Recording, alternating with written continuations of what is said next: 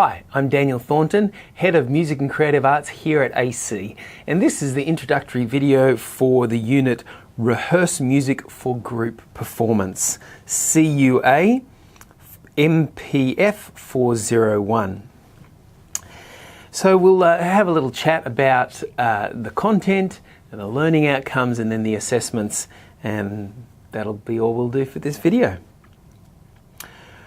This unit goes alongside performing music as a group. They really are units that work together, so I encourage you, if you are doing this one, make sure that you're also doing perform music as a group.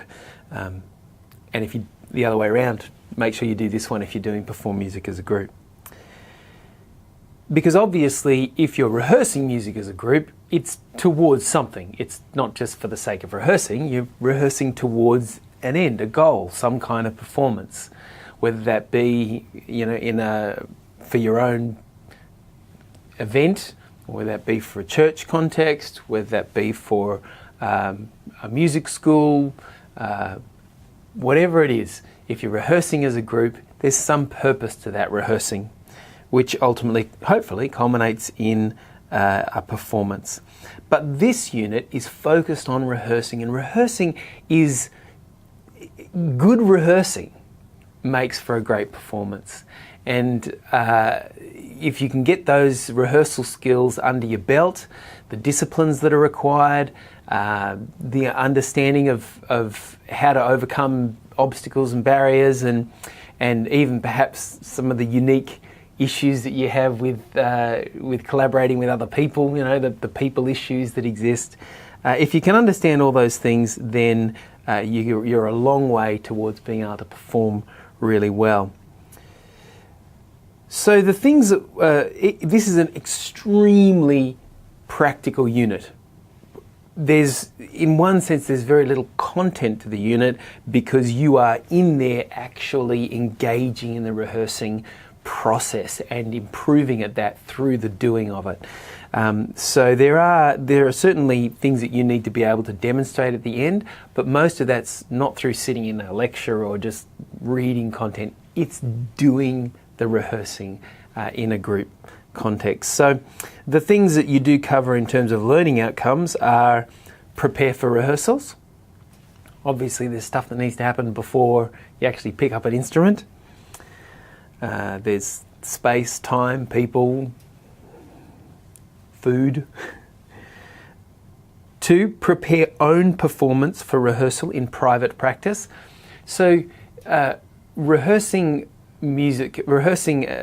for group performance isn't just about rehearsing as a group. It's also about you preparing your part so that when it comes to the group rehearsal, everyone's not waiting for you to get your act together. You're actually able to work on the things that make that ensemble performance fantastic, rather than just waiting on some individual to be able to keep up with everyone else who's put in the time beforehand. 3, participate in rehearsals, self-evident. 4, perform to the required standard in rehearsal.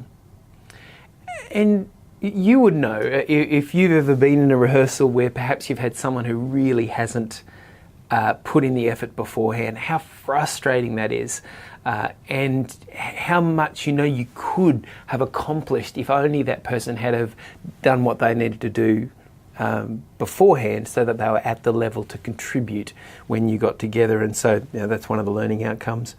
And 5, contribute to a rehearsal culture. And I really like this idea that whether you are the leader of that ensemble or whether you play a fairly minor role in that ensemble, the fact is you can still lead by example. You can still create a culture by the words that you use, by the way that you encourage others, by the professionalism with which you approach the rehearsal. So lots of great stuff in there that you can sink your teeth into, and all of that then culminates in 3 assessments. The first assessment is an individual practice journal, which just documents your individual preparation towards the rehearsing for group performance. And then there's a group rehearsal journal. So the same sort of information, but now it's not based on your personal practice, it's based on the practice that you're doing with the ensemble or ensembles that you're working with. And finally, there's an oral reflections assessment, assessment 3, and that's where you have a chat just to a camera, record yourself on your phone or however it works, laptop, and you talk about the questions that are here. So things like, how did you contribute to the group's style? How did you adapt your contribution to the context of the ensemble? Questions like that. So that ability to kind of reflect on your own contribution and perhaps think about the ways in which you added something to that group, and perhaps some of the issues that were there and some of the obstacles that you overcame. And that's the third assessment. So very, very practical unit, but an important unit because most of us don't only want to play or sing alone. Ultimately, we want to be able to do that. There's something marvellous, something wonderful about playing music with other people and the synergy that creates, and the sounds that you can create together that you couldn't accomplish alone. So enjoy the unit.